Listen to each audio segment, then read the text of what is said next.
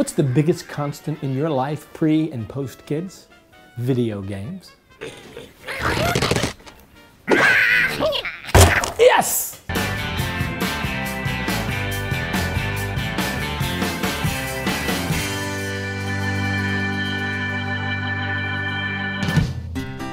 Hey, I'm Daddy Brad, and welcome back to DadLabs.com. Now, we all played video games as kids, and our kids play video games, so why not play video games as parents? In fact, why not make video games a family activity? I know what you're saying, we need to limit screen time, yes, but think about it. Video games can be a great way to span the ages. We sat down with Bernie Burns, co-founder of Rooster Teeth and one of the co-creators of Red vs. Blue, and a dad, and we asked him his thoughts about video gaming and parenting. What I think we're seeing now is gaming bleeding over more so into the adult years, because a lot of people now grow up with games. I mean, there's people who grew up with Nintendos in their house that are now to the point where they're having kids. So it's more acceptable. It's like, if my kid's gaming, I want to play the latest games too. I'll sit down with them. There's a whole category game called casual gaming, which is like, okay, we're going to do something together. We're going to sit down. We're going to play this game, like arcade games on Xbox Live. There's a lot of those. Even, you know, on an iPhone or an iPad, there's tons of games. You know, starting with something as simple as Angry Birds where you can trade off and play together.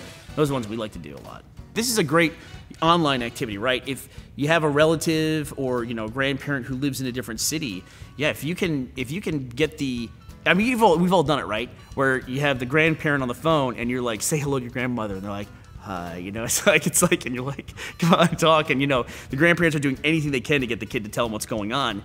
I mean, if you can sit down in your living room in, you know, Texas where I live, and you got grandpa over in North Carolina, and they all have on headsets while they're playing a game and they're having a conversation and interacting, you know, through the game. It's a great way to keep kids captivated and keep them talking for, you know, at least 20, 30 minutes. For instance, one of my youngest kids, he plays a game called Minecraft, which is a great game. It's almost like Super Legos in a way, where it's like you go out and you mine resources, you save those resources, and then you combine those resources to make other things, like you dig up iron ore, and then you put it in a furnace, which you also built, then you get wood and make fire, and then you smelt the iron ore to make iron bricks, and then you can use that to build armor.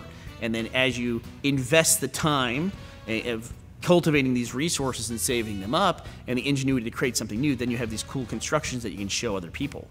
And then he went from there, he saw online that people were doing modified versions of the game, because this is kind of an open-ended game where you can go actually into the computer and modify it. He learned all about the file system on the computer just so he could access his games. Games are a gateway to technology for everything. I mean, if you look at any kind of technology, it's like the things that games are popular on, they become massive hits. I mean, you can make a very, very, very big argument that the iPhone is popular because it also is one of the most popular gaming platforms out there. Well, I've never been a very big gamer, but you know what? I am enjoying playing some games with my kids. It's turning into a cool family activity. A little Minecraft, Madden 12, Wizards 101. We'd like to thank Bernie Burns for sitting down and sharing some of his thoughts with us. And we'd like to thank you for watching DadLabs.com. We'll see you next time.